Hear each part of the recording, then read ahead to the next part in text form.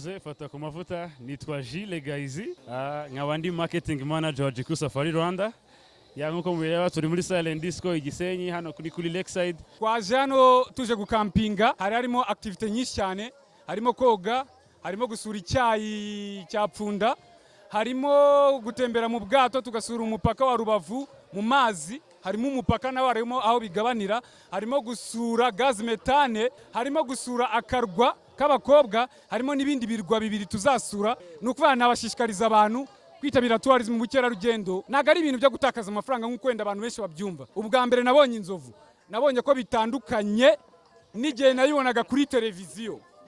Uko inzovu yakubwiye ngo ipima toni 7, ubundi bibonye kuri televiziyo ntago wamenya ko ipima toni 7.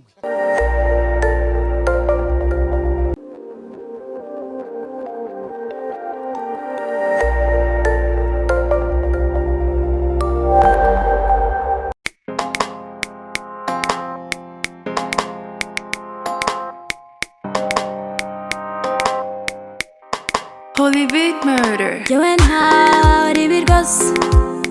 Dinana na buri wese umukobwa nkagaga isanzure singira problems kufatisha si ibintu toto subibona koko when you look at me photo numubona ku ifoto.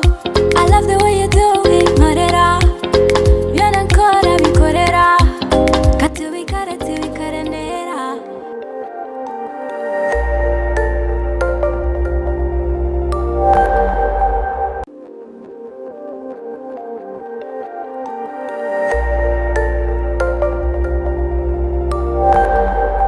Iyama nongeye kugwikaze kuri fata ku mavuta, nanjye ubwanjye nitwa fata ku mavuta Gasimbonye Boss Kizo. Uyu mugabo turi kumwe yitwa Blaze, mukamumenyereye muri The Play kuri BTN TV. Ngitangira nahise numva Green of course DJ Colombe, ariko urumva ko hari igihe nawe ashobora kujya muri Amerika cyane kandi igihe ngundi byacu hano mu Rwanda nahise ako kanya nswitchinga njya kwa Tatiana. Tatiana ni umukobwa umwe mu bahungu batatu bari gucuranga hano, kuba ari we mukobwa uri gucuranga kano kanya urabyumva ute?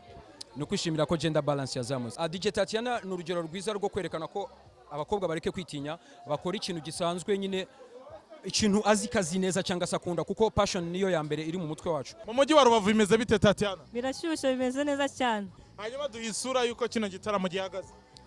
Bimeze neza, hari abantu, birashyushye, mbese ibintu ni uburyohe.